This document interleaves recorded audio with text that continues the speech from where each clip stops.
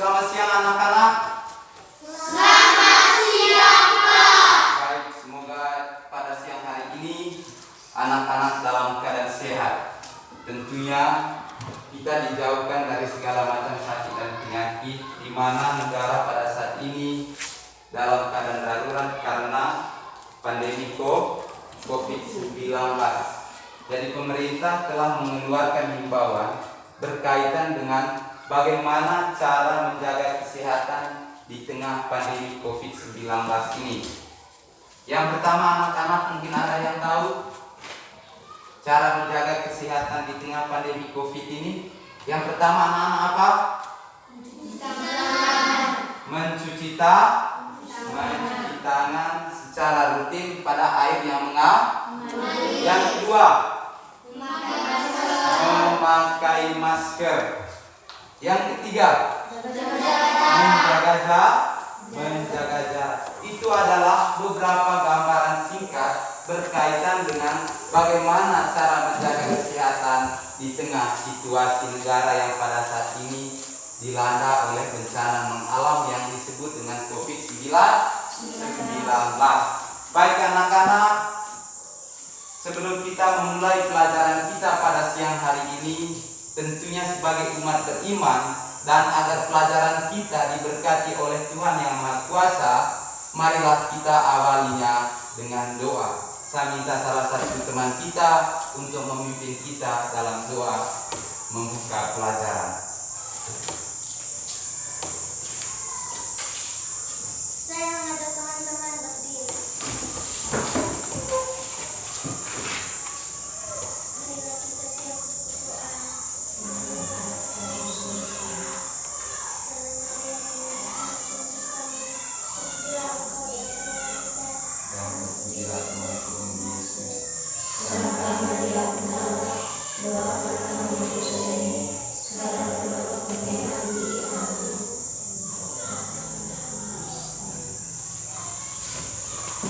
Baik anak-anak, tema pelajaran kita pada siang hari ini adalah tema 3. Tema 3 yaitu tokoh dan penemuan. Subtema 1 yaitu penemu yang mengubah dunia.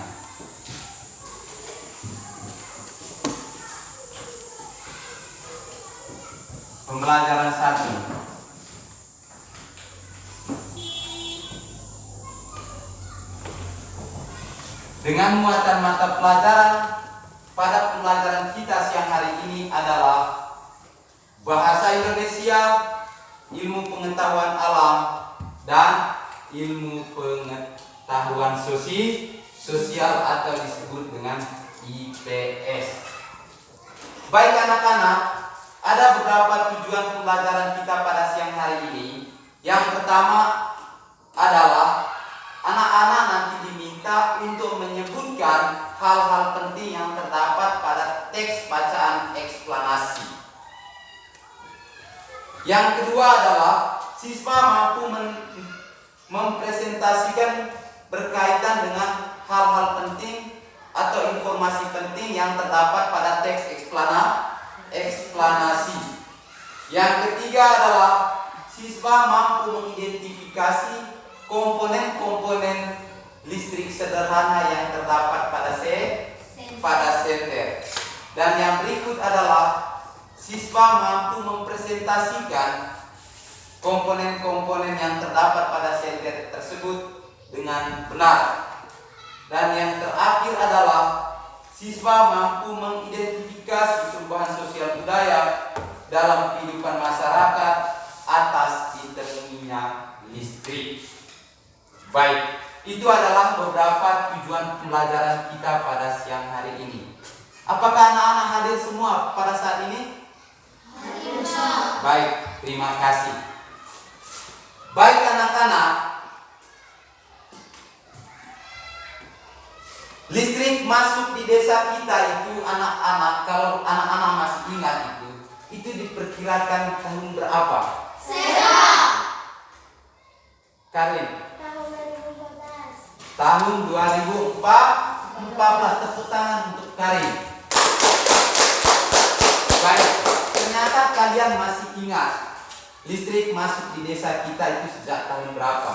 Yang paling tepatnya itu listrik masuk di desa kita itu pada akhir tahun 2014. Jadi sebelum itu anak-anak, kita masih menggunakan cahaya yang bersumber dari alat-alat sederhana. Benar atau tidak? Benar. Kira-kira contoh alat-alat sederhana yang dapat menghasilkan cahaya sebelum ada listrik batu itu apa-apa saja? Sepak.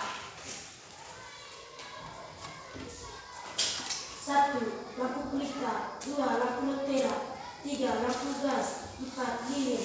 5. api. Tepuk tangan untuk teman kita Sandri. Jadi itu adalah alat-alat yang dapat menghasilkan cahaya sebelum ada listrik. Dia tidak menggunakan sumber listrik. Tetapi berbeda dengan sekarang. Sekarang kita tidak lagi menggunakan cahaya tersebut yang berasal dari alat-alat sederhana seperti lampu tadi, senter, api, lentera, lampu gas. Tetapi kita sudah menggunakan cahaya yang bersumber dari energi listrik. Energi listrik itu ada sejak tahun 2014 sampai dengan saat ini. Sekarang Pak Guru akan memberikan pertanyaan kepada teman-teman. Di kelas 5 dulu pasti kita sudah mempelajari tentang materi ini. Kira-kira siapakah tokoh penemu listrik itu? Sepak. Andini. Yang lain? Sepak. Mikael Faradi. Mikael Farad. Tepuk tangan untuk teman kita Koko. Itu adalah orang yang menemukan listrik.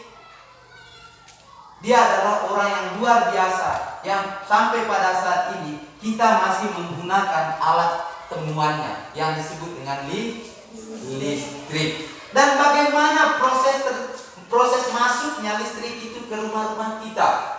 Tentu kita tahu pada saat pemasangan arus listrik tahun 2014 pasti kita tahu, oh prosesnya seperti ini. Untuk itu anak-anak, silakan nanti anak-anak baca secara cermat teks berikut. Teks yang berjudul Listrik Pengubah Wajah Dunia.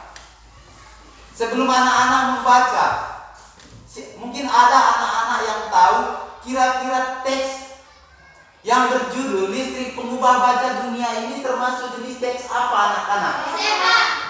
Sepak. Teks eksplanasi. Teks eksplanasi. Tepuk tangan untuk teman kita Selsi.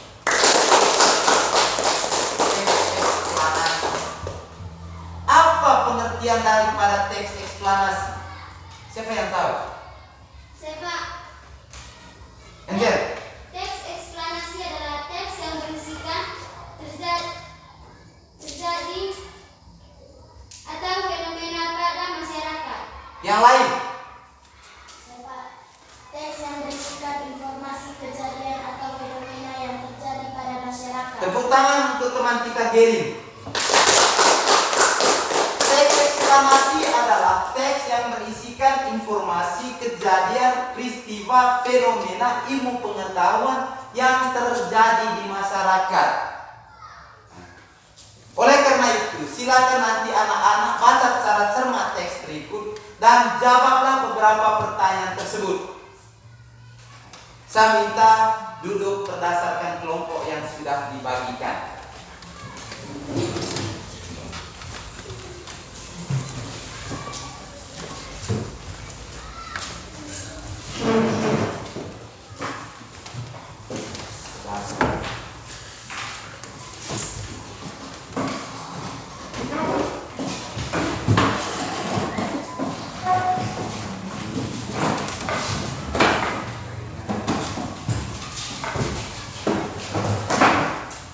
Silakan baca secara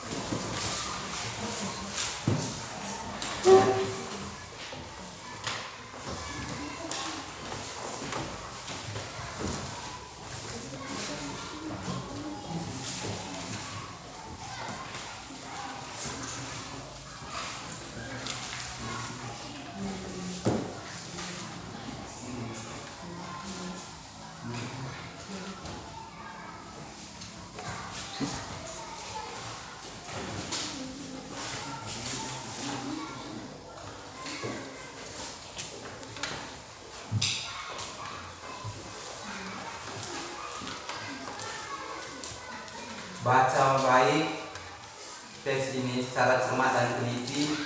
Salah satu teman dalam kelompok itu sambil menulis berkaitan hasil diskusi yang disampaikan oleh teman-temannya.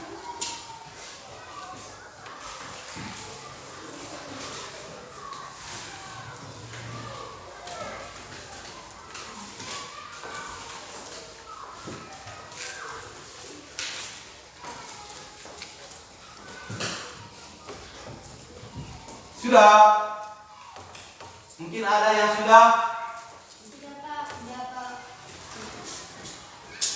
Kelompok, saya mulai dari kelompok yang terakhir.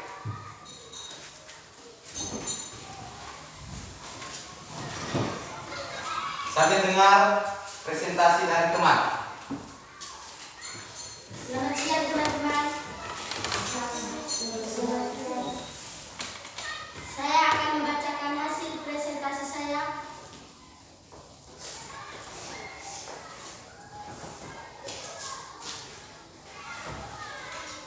Satu, bagian A. Topik masalah yang disampaikan oleh penulis pada paragraf pertama adalah arus listrik adalah gelombang elektromagnetik, yaitu gelombang yang dapat merambat meski tidak ada media perantara. Nomor 2, bagian A. Yang saya ketahui tentang arus listrik adalah pada paragraf kedua adalah arus listrik dihasilkan oleh generator raksasa pada pusat pembangkitan listrik. B. Proses perjalanan arus listrik dari pusat pembangkitan hingga sampai di rumah penduduk. Pada paragraf kedua adalah disalurkan melalui jaringan listrik tegangan tinggi berupa jaringan kabel pada menara-menara tinggi yang menuju ke gardu-gardu penerimaan di berbagai daerah. Nomor 3, bagian A. Yang terjadi dengan arus listrik saat tiba di rumah warga adalah arus listrik kemudian disalurkan melalui rangkaian kabel listrik di rumah warga. Bagian B. Manfaat arus listrik setelah sampai di rumah warga yaitu untuk memasak, menonton TV, mendengar musik, setrika pakaian. Bagian C. Perbedaan rangkaian seri dan paralel adalah rangkaian seri disusun secara bersambung, sedangkan rangkaian paralel disusun secara berderet. Nomor 4. Kesimpulan paragraf keempat adalah bermanfaat rangkaian seri dan paralel dalam kehidupan sehari-hari, yaitu sentral. Nomor 5. Pesan penulis pada paragraf kelima adalah harus bijaksana menggunakan arus listrik dalam kehidupan sehari-hari. Baik, mari kita tepuk tangan untuk kelompok 3 ini. Mungkin ada teman-teman yang mau bertanya berkaitan dengan hasil presentasi dari kelompok 3. Tidak ada. Sekarang kita masuk kelompok 1.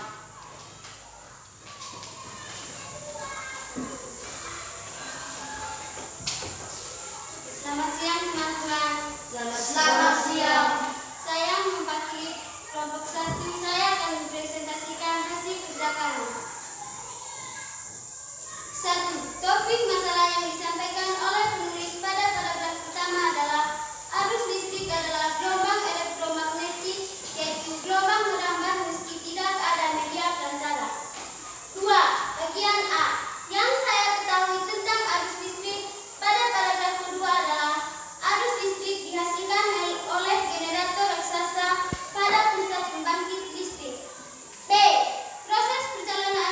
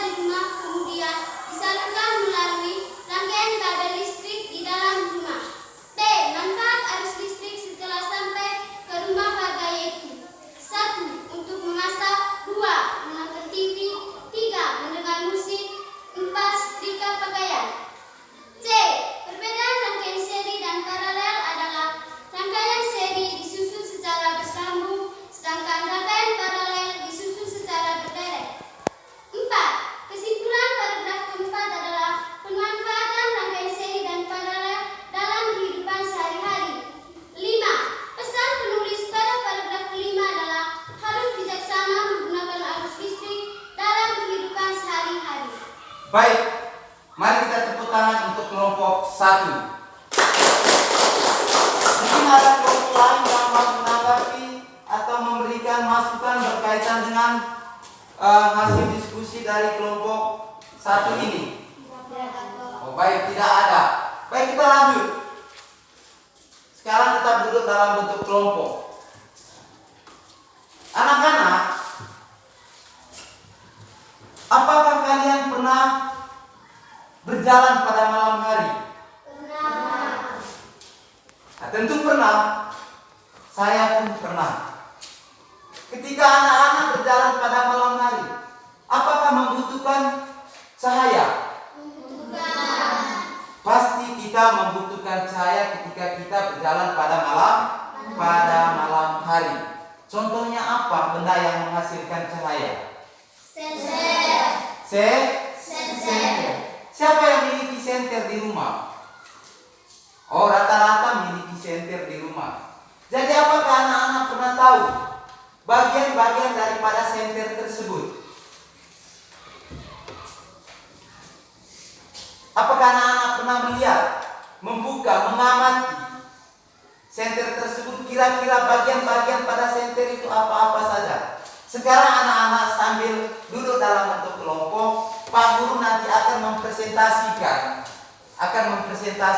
atau mendemonstrasikan bagian-bagian pada senter. Silakan nanti anak-anak saat sambil menulis bagian-bagian pada senter itu dan apa fungsi daripada senter. Fungsi bagian-bagian pada senter. Sekarang Pak Guru akan membuka satu persatu bagian-bagian pada senter ini sambil anak-anak mengamati dan menulis bagian-bagian pada senter. Ini adalah beberapa komponen-komponen yang terdapat pada senter. Silakan nanti anak-anak tulis komponen-komponen pada senter itu dan apa fungsi masing-masing komponen tersebut. Nah, silakan. Ini yang pertama. Ini namanya apa? Silakan jangan dulu menjawab. Silakan tulis dan apa fungsinya. Ini. Kemudian yang kedua, ini namanya apa? Silakan nanti anak-anak menulis apa namanya ini, kemudian apa fungsinya. Ini adalah termasuk bagian-bagian pada senter atau disebut dengan komponen-komponen pada senter. Di dalam ini apa namanya? Ini termasuk ini. Di dalam ini apa namanya? Silakan tulis dan apa fungsinya. Dan termasuk ini.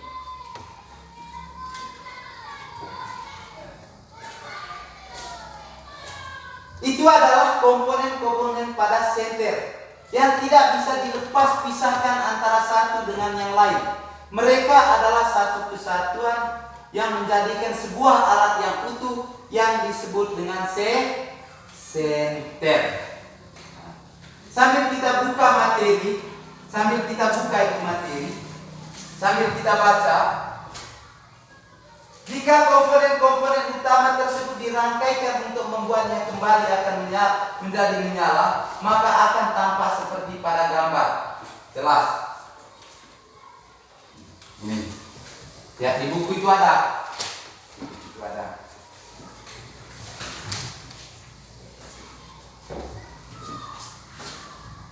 Kemudian yang kedua, jika kepala senter dibongkar kemudian dirangkaikan kembali hanya dengan menggunakan lampu dan baterainya saja, dia akan tampak seperti pada gambar ini. Sekarang kita lihat, ini modelnya. Coba perhati ke sini. Nah, ini. Ini tadi model baterai yang terdapat pada di dalam batang senter. Jadi ini tadi adalah contoh daripada atau kawat tembaga yang terdapat di dalam batang senter. Nah, ini cara kerjanya, proses kerjanya. Sudah lihat? Sudah lihat? Baik, sekarang anak-anak silakan laporkan hasil diskusi ini secara berkelompok. Setiap kelompok mewakili kelompoknya untuk membacakan hasil diskusinya. Kira-kira apa saja komponen-komponen yang terdapat pada senter? Kita mulai dari kelompok 2.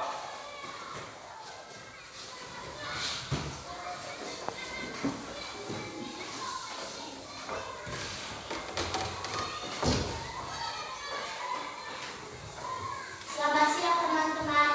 Selamat siang. Saya mewakili kelompok 2 akan mempresentasikan hasil kerja kami.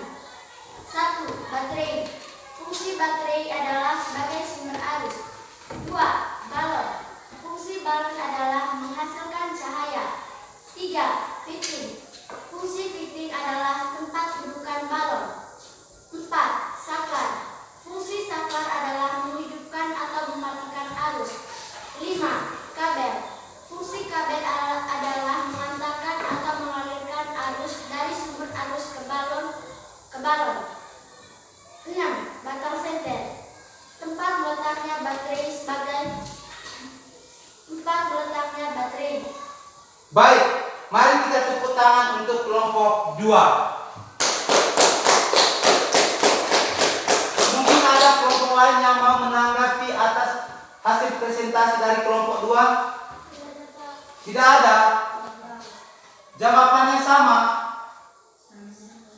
Jawabannya sama dengan kelompok 2 ini. Sama. Baik. Pak Guru akan menjelaskan komponen-komponen pada senter tadi sekaligus fungsi daripada komponen-komponen itu. Yang pertama tadi, apa namanya ini? Baterai. Apa fungsi baterai? Baterai adalah sebagai sumber Kemudian adalah ini. Apa namanya ini? Apa fungsi daripada balon? Dia sebagai alat untuk menghasilkan cahaya. Ini apa namanya? Apa fungsi daripada kabel?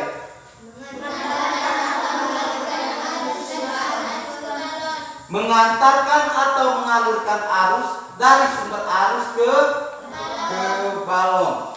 Ini adalah apa? Apa fungsi daripada saklar? Menghidupkan dan mematikan atau memutuskan Dan ini adalah apa? Batang senter. Apa fungsi daripada batang senter tersebut? Tempat untuk meletakkan baterai. Baik anak-anak, rangkaian listrik pada senter terdapat pada baterai yang diletakkan sebaris. Jadi ini tadi rangkaian listrik ini. Rangkaian listrik pada senter ini adalah terletak pada baterai yang diletakkan secara sebaris.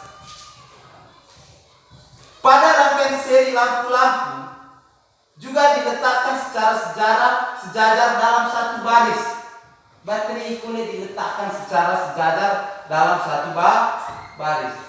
Maka kesimpulannya, arus listrik yang mengalir pada rangkaian seri hanya berada pada satu aliran kabel tadi yang menghubungkan semua lampu. Berada pada satu kabel.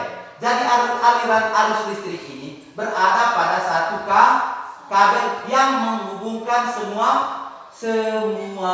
lampu. Jadi itu kesimpulannya.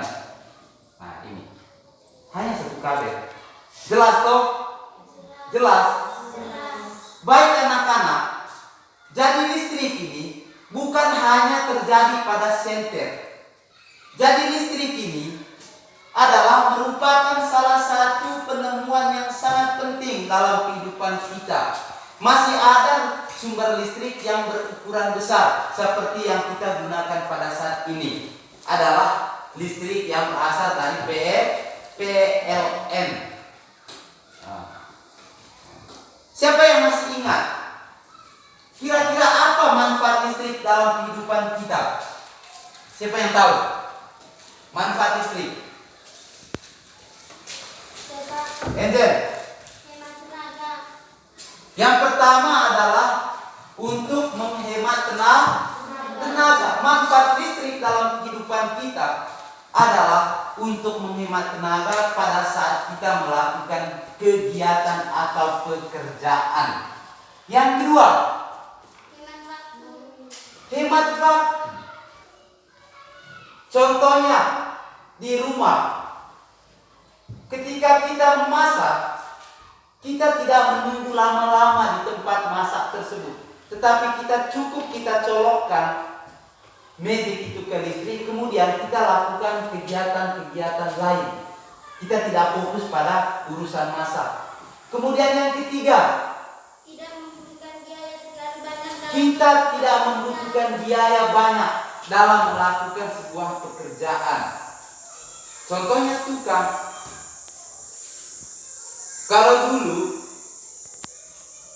Kalau menyelesaikan sebuah pekerjaan secara manual, itu membutuhkan waktu terlalu banyak, membutuhkan tenaga, membutuhkan biaya terlalu banyak.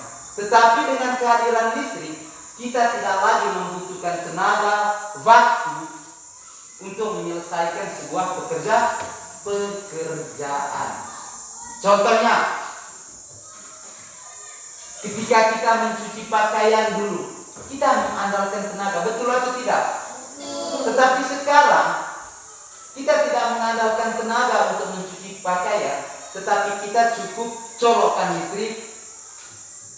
Alat untuk mencuci pakaian itu namanya apa? Mesin cuci yang memanfaatkan energi listrik.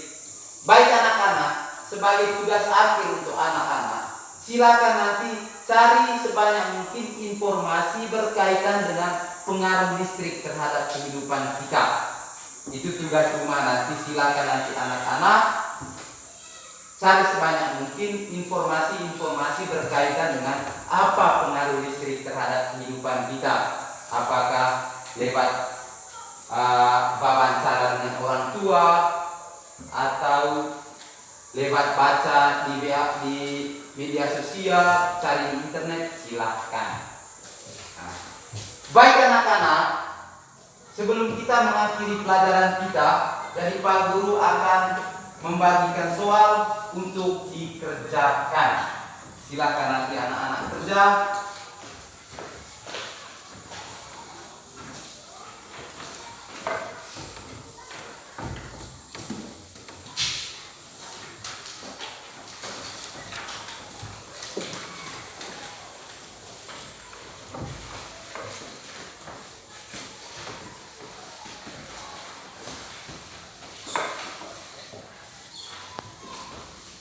Silahkan kerja. Bisa sambil berdiskusi dengan teman, bisa juga kerja secara kelompok.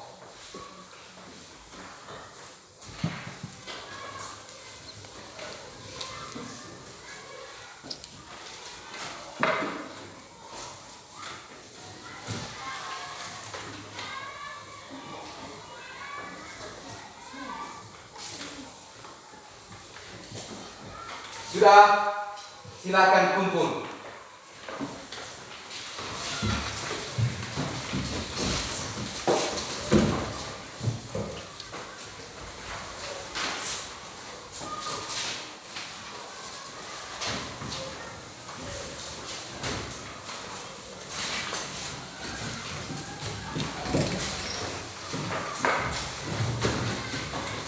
Baik, sambil dengar Pak Guru.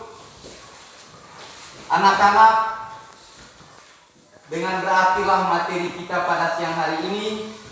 Harapan saya untuk anak-anak, silakan belajar di rumah sambil kita patuhi protokol kesehatan.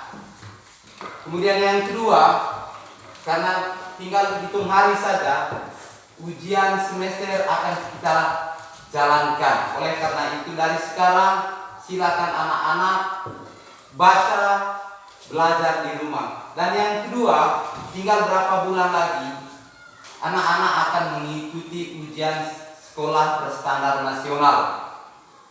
Pada ujian ini anak-anak diminta persiapkan diri secara baik, baik itu pengetahuan maupun kesehatan kita. Oleh karena itu, di tengah situasi negara pada saat ini dalam keadaan darurat karena pandemi COVID, anak-anak diminta untuk belajar di rumah, jangan pergi kemana-mana karena COVID-19 ini adalah salah satu penyakit baru yang sangat berbahaya dalam kehidupan kita.